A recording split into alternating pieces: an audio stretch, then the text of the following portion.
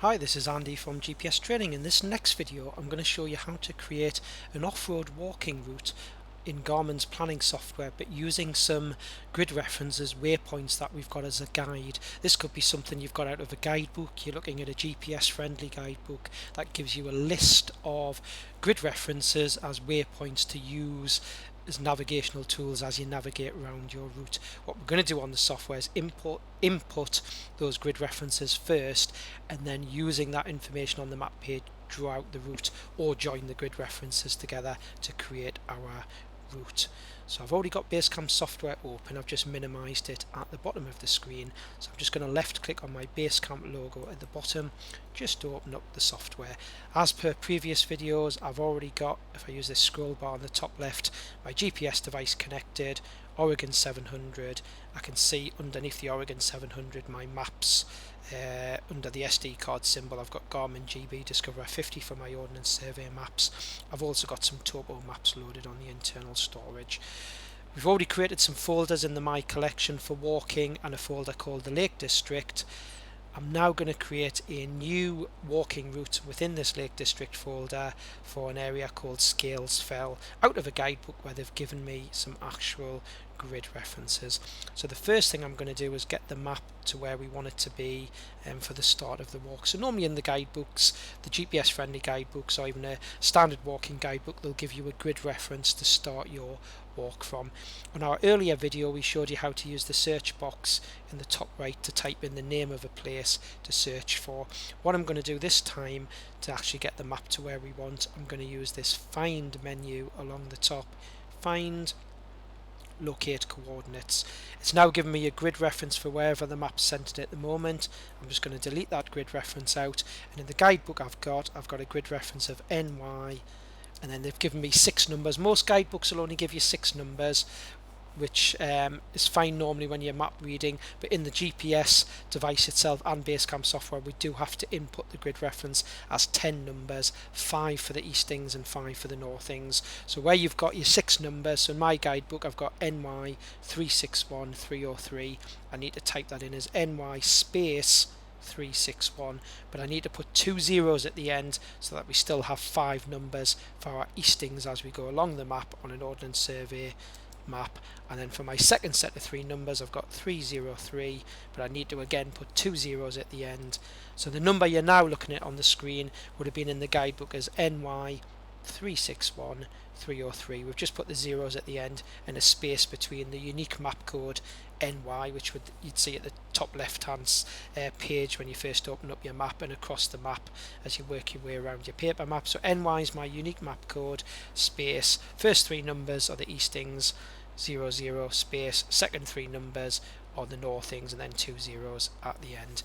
I can now simply select recenter, and that will recenter the map at where that grid reference is. Now I want to zoom the map in as well so that I'm in an Ordnance Survey level scale, so I'll just close this locate coordinates box down for the moment, and I can just zoom in using the scroll wheel on my mouse just to zoom in and get the map loaded as an Ordnance Survey map level.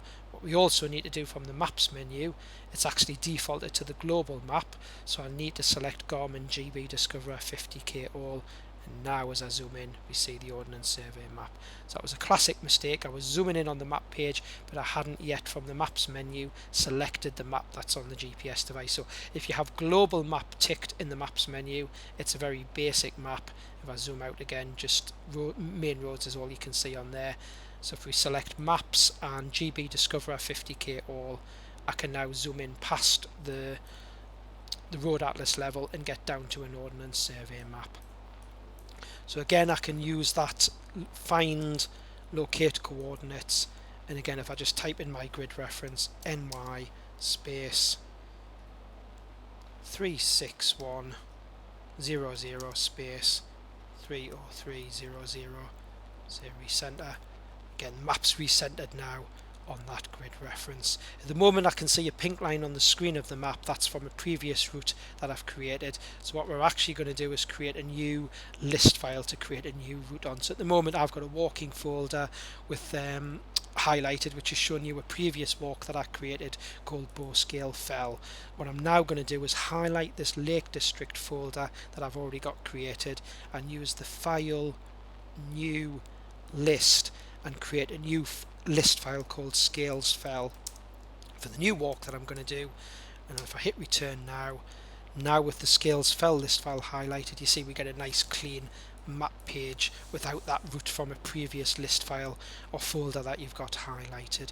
If when you do your new list file for your new walk or route, you accidentally rename it incorrectly, you can simply right click. If I right click on the list file, you get the option of rename, or I can remove and delete if I want to delete it.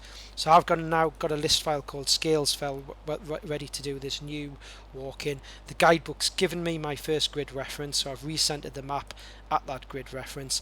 I can now create a waypoint by selecting the create waypoint to mark a flag on the map page of where they want me to start this walk from. So if I simply select the create waypoint, what you'll find now in the left hand window underneath the scales fell list file, that grid reference waypoint flag has now appeared. Now what I'd normally recommend you do is rename these flags, these waypoints, in an alphanumerical way so they make sense rather than just the grid reference. So what I can actually do in this left hand window where that new waypoint has now appeared, I can double left click on there, and in the box that opens, the name at the top that has simply just been taken from the grid reference, I can highlight all that and press the backspace, and what I try and do is alphanumerically name your waypoints with something like scales fell I'm doing, so I'd put in SF01 for the first waypoint, the next waypoint will be SF02, and so on and so on.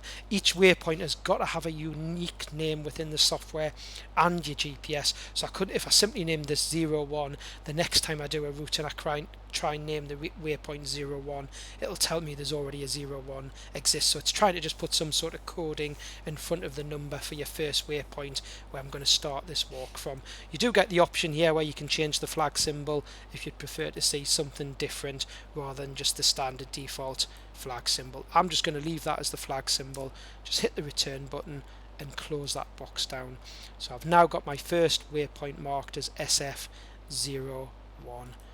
What I can do now is go back to this find locate coordinates and type in my second grid reference from the guidebook. I've got NY again and it's 357, and the number I've got is 357303, so it's just a 6-figure number. So again I have to put the 2 zeros at the end of the first set of numbers, and then I type in my 30300. So in the guidebook, what you can see on the screen now, that would have been written down as NY 357303. So all we've done is put the spaces in after the map code, put the first 3 numbers and 2 zeros at the end. That's the eastings as we go along the map, and the second set of numbers we've put a space, and then the 303 and 2 zeros at the end. That's the northings as we go up the map. The map's already in the right location, we don't have to select this recenter. I'm just going to simply select create waypoint at, and now we've got in the left hand window this second flag symbol appear, again just with the grid reference name. So I can double click on there in the left hand window and rename this where we've got the name. Just highlight that, hit the backspace on your keyboard, and I'm going to rename this SF02 for the second waypoint within my route, and just simply hit the enter button and close this box down. That's now my second one renamed. Now what you'll notice, the locate coordinates box is still on the screen, so we don't actually, if you haven't closed that box down, you don't need to go to the find locate coordinates. We can just simply keep this box on the screen, delete the number that's in there, and retype in our third number, which I've got NY 352296. So again, NY, I'm going to put in the first 3 numbers, 352, 2 zeros at the end, hit the space bar, and then put in my second set of numbers, 296, 2 zeros at the end, and then if I select create waypoint, that's my third waypoint marked. I'm only going to mark 3 waypoints for this one just to give you an idea. In the guidebook it's got more waypoints taking me around the route, but it's just giving you an idea how we mark the flag symbols initially to use these as a guide to then plan the route. So I'm going to close this box down now, the locate coordinates, and just rename that final waypoint. So in the top left hand window where it's appeared under the scales fell heading, I'm just going to double click on that final waypoint, and in the name box just delete the name that's there and call this SF03, hit return, and now I've got my 3 waypoints marked on the map page. So what you can see the guidebook's trying to do, it's taking me around this pink dotted line, a waypoint flag at the corner, back down here. If we continue moving down, it would continue taking me to Scales Fell at the bottom here. Now what I normally recommend you do, you find often in the guidebooks they don't give you enough waypoints, whereas if you joined them together just with a straight line, you would miss out quite big sections of the footpath. They're normally just there as a guide in the guidebook, and the guidebook will show you a map that they want you to follow with lots of descriptions, etc. But when we're planning it on the map page of the Basecamp software to send to the GPS, we want a nice, as precise as possible route that we can do. So what I can do is use the freehand tool that we used in the previous exercise, the new route tool, to actually draw in between these flag symbols where I want the route to go, just to show you can, if there was enough waypoints there and at every single turn the guidebook had given you a waypoint, what we can do in this bottom left window, if you use the arrow up button on your keyboard, you can highlight all of the waypoints, so they're all highlighted in blue here in the bottom left hand window, and if I right click anywhere within that blue highlight, I get the option here in the drop down box of create route using selected waypoints. If I actually select that option, it draws the line between the routes, between the waypoints. But what I often find is, even though this one looks okay for the waypoints I've got here, sometimes the guidebook doesn't put enough waypoints in for you, and you find you would rather have extra points within the route. So I don't tend to use that method. What I'd normally do, so I'm just going to use the edit undo just to take me back one step, so we haven't got that route that's automatically joined up in the bottom left hand window.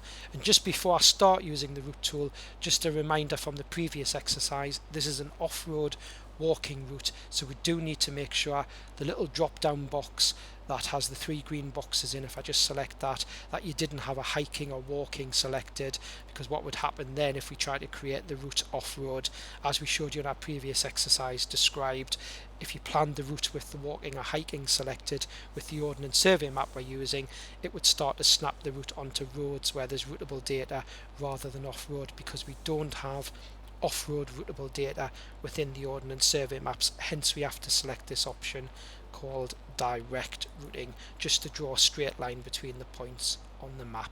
So I've got my routing selected as direct routing, and I'm going to use, as per our previous exercise, doing a route freehand.